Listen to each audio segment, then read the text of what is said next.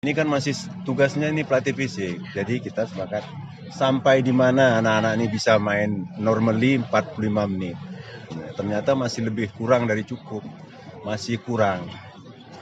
Ya, kalau untuk permainan sebenarnya masih di bawah standar anak-anak ini fisiknya.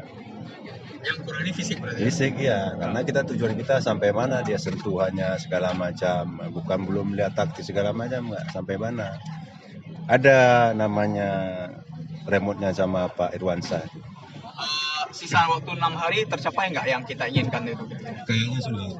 Tapi kita berdoa berusaha semaksimal mungkin lah. Hari H itu anak-anak bisa tampil ya minimum maksimal lah ya. Ya, jadi walaupun tidak maksimal kita tetap ya, tampil kita seberapa yang ada ya. Kita berusaha yang terbaik lah, apapun bentuknya. Ini gol tadi sini gimana Coach? Itu memang jatahnya Torres itu gimana? Nah, kalau itu kan sudah umum kalau di latihan ya. Artinya memang itu memang taktik kita dari dahulu dari divisi 2 seperti itu. Tapi nggak itunya saya minta. Seberapa dia hari ini kebetulan bagus sekali ya. Pon mainnya pressing, berlari terus. Ya, artinya ini juga latihan fisiknya dapat fisik aja.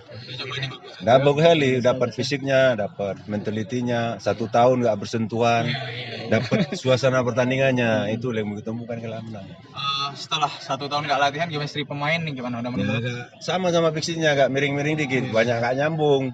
Ya itu kan mesti dilatih lagi, kurang nyambung ya. Dan itu mesti dilatih lagi, diperbaikilah sisa seminggunya sampai. Tim PON sudah memberikan perlawanan yang maksimal. Saya pikir tim PON sudah maksimal, artinya memang masih banyak yang harus diperbaiki lah. Saya pikir kan saya teman baik sama Fahri, saya tahu Fahri, ya dia itu memang kan pelan-pelan. Ini kan tim PON ini lama, ya, ini ada progres yang dia lewati. Tetapi secara umum saya lihat tim PON juga. Kalau lihat pemain depan mereka